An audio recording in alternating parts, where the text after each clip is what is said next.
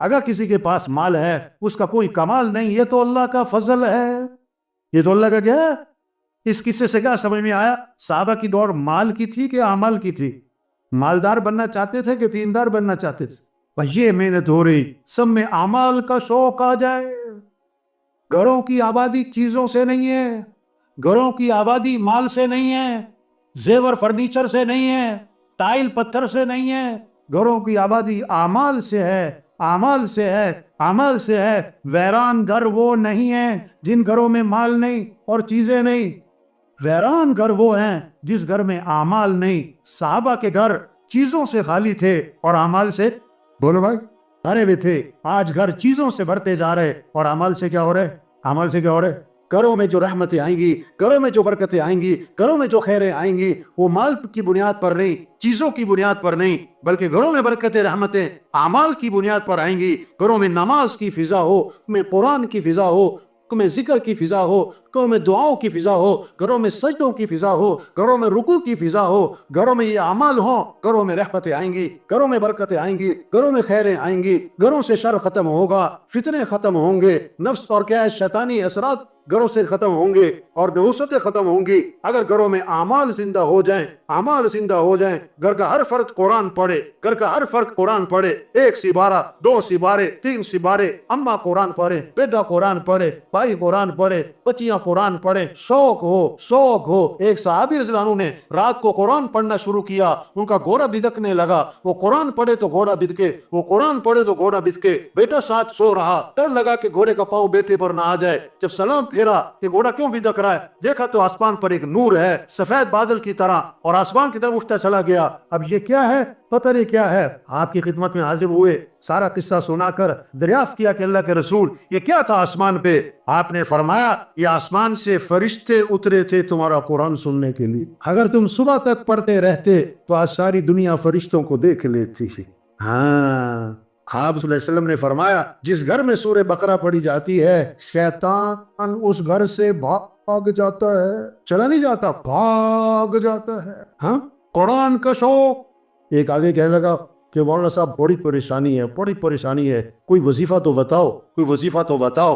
اس سے کافی آپ روزانہ قرآن پاک کی تلاوت اہتمام سے کیا کریں، روزانہ قرآن پاک کی تلاوت اہتمام سے کیا کریں۔ کیا لگا ہاں قرآن بڑی اچھی بات ہے، لیکن کوئی وظیفہ تو بتاؤ۔ کیا ہے کوئی وظیفہ تو؟ ارے قرآن کا شوق پیدا ہو، ذکر کا شوق پیدا ہو۔ الا بذکر اللہ تطمئن القلوب، کان کھول کے سنو کہ دلوں کا اطمینان کس میں ہے؟ اللہ کی یاد میں۔ دلوں کا اطمینان کس میں بھائی؟ اللہ کی۔ ہاں، آپ صلی اللہ علیہ وسلم نے فرمایا جو 100 مرتبہ پڑھے لا الہ الا اللہ، کتنی مرتبہ؟ 100 مرتبہ، جب قیامت کے دن اٹھے گا تو اس کا چہرہ 14ویں رات کے چاند کی طرح چمک رہا ہوگا۔ واہ واہ۔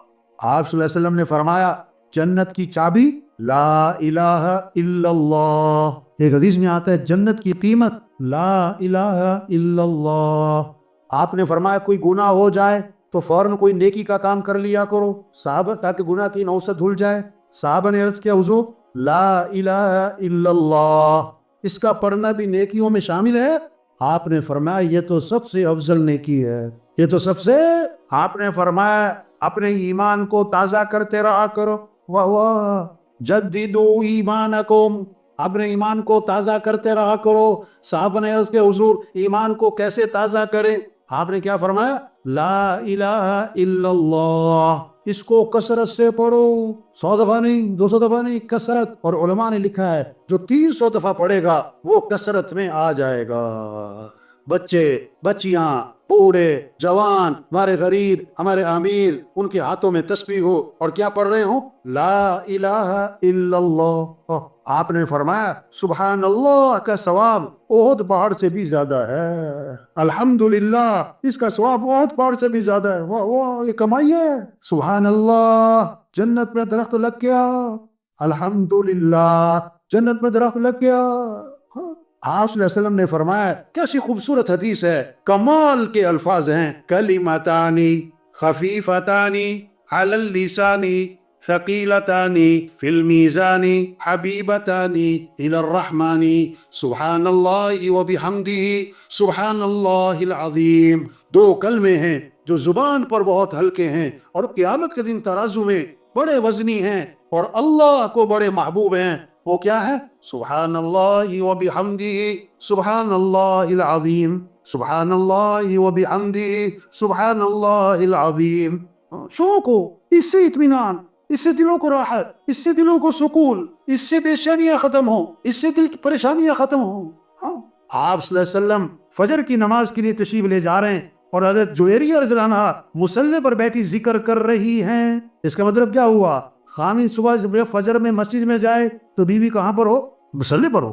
اور آپ صلی اللہ علیہ وسلم فجر کے بعد واپس تشریف نہیں لائے، اشراق کے بعد نہیں آئے۔ حدیث کے الفاظ ہیں رجع بعد ان اضحا، چاشت کے بعد جب سورج میں تیزی آ گئی، کم از کم 2.5-3 گھنٹے آپ واپس تشریف لائے تو حضرت جویریہ رضی اللہ عنہا اسی طرح مصلی پر بیٹھی ذکر کر رہی ہیں۔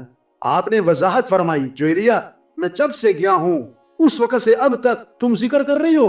عرض کیا جی ہاں حضور، اس وقت سے اب تک میں ذکر کر رہی ہوں۔ وہ جب اللہ سے تعلق ہوگا، جب اللہ سے محبت ہوگی، جب اللہ کی عظمت ہوگی، اب زبانوں پر کس کا نام ہوگا؟ اللہ۔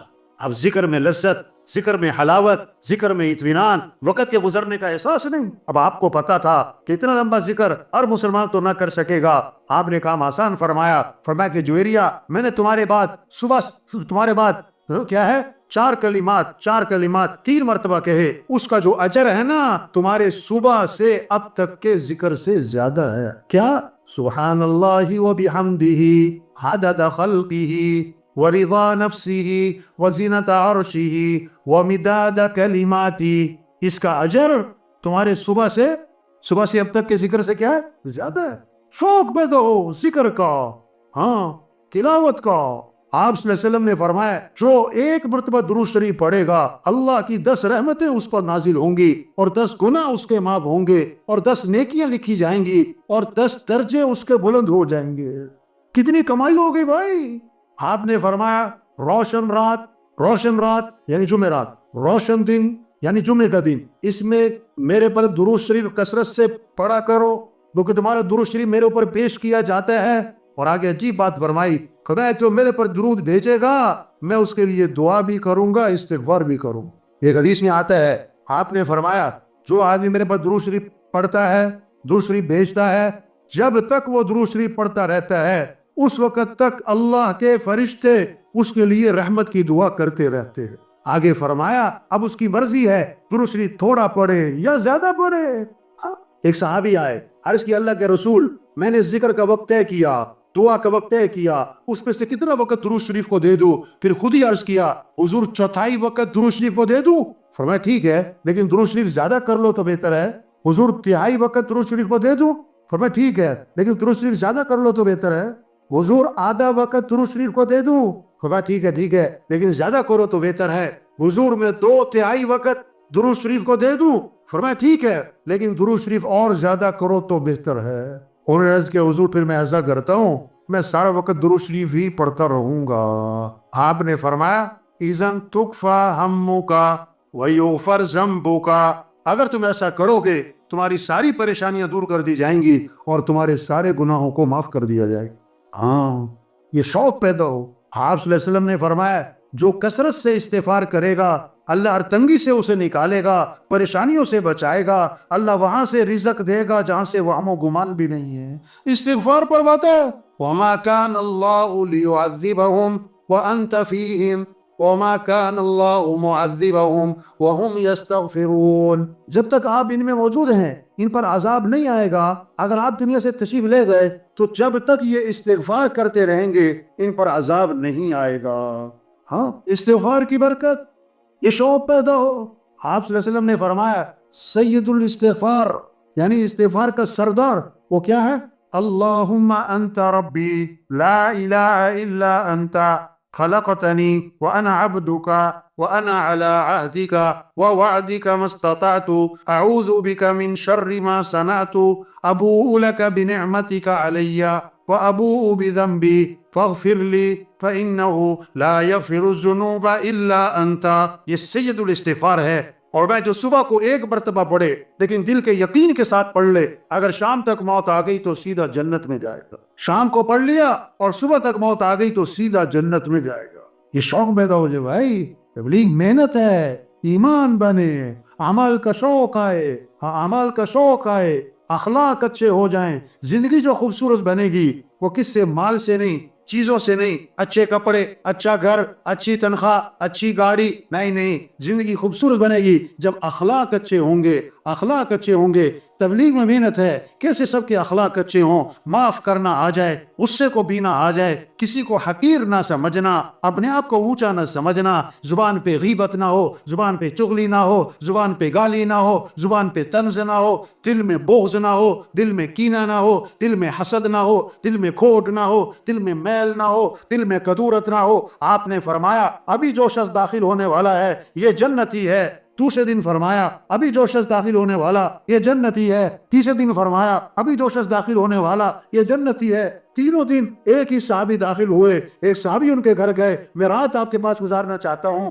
دیکھنا چاہتے تھے کون سا عمل ہے کہ جنتی ہونے کی بشارت ملی۔ ایک رات رہے، 2 رات رہے، 3 رات رہے، کوئی خاص عمل نہ دیکھا، ساری رات سو رہے، فجر میں اٹھ گئے، بس ایک بات دیکھی، رات کو سوتے ہوئے کروٹ بدلتے ہیں تو زبان پر اللہ کا نام آتا ہے۔ 3 دن بعد ان سے بات کی، میں تو آپ کا عمل دیکھنا چاہتا تھا، کس وجہ سے جنتی ہونے کی بشارت ملی؟ مجھے کوئی خاص عمل نظر نہ آیا، کیا وجہ ہے؟ انہوں نے کہا دیکھو بھائی جو میری زندگی ہے یہی ہے، بس ایک بات ہے میری زندگی میں، وہ کیا ہے؟ میں اپنا دل ہر مسلمان سے صاف رکھتا ہوں، کسی کے بارے میں کھوٹ حسد نہیں رکھتا۔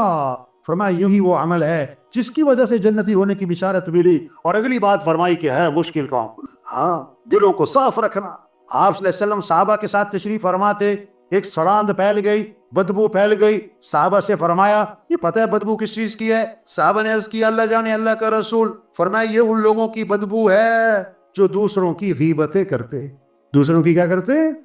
آج کسی کو غیبت سے روکو کہ بھائی کسی کی بات نہیں کرتے، وہ کہتا میں سچ بول رہا ہوں۔ ارے بھائی غیبت سچ بولنے کا نام ہے، اگر جھوٹ ہے پھر تو بہتان ہے۔ ماچس کی ایک تیلی گھر کو چلا دیتی ہے، یہ زبان کا غلط بول، یہ غیبت، یہ چغلی، یہ غلط بول گھروں کو برباد کر دیتا ہے، خاندانوں کو برباد کر دیتا ہے۔ اخلاق میں سب سے بنیادی چیز ہے یہ زبان کا بول میٹھا ہو۔ یہ زبان کا بول خاندانوں کو جوڑتا بھی ہے، خاندانوں کو توڑتا بھی ہے، غیر کو اپنا بھی بناتا ہے، اپنے کو غیر بھی بناتا ہے۔ نکاح بھی بول ہے، طلاق بھی بول ہے، یہ دلوں کو جیت بھی لیتا ہے، یہ دلوں کو چیر بھی دیتا ہے، یہ محبتیں بھی بکھیرتا ہے، یہ نفرتیں بھی پھیلاتا ہے۔ ہاں اپنے بول میٹھے بنائیں۔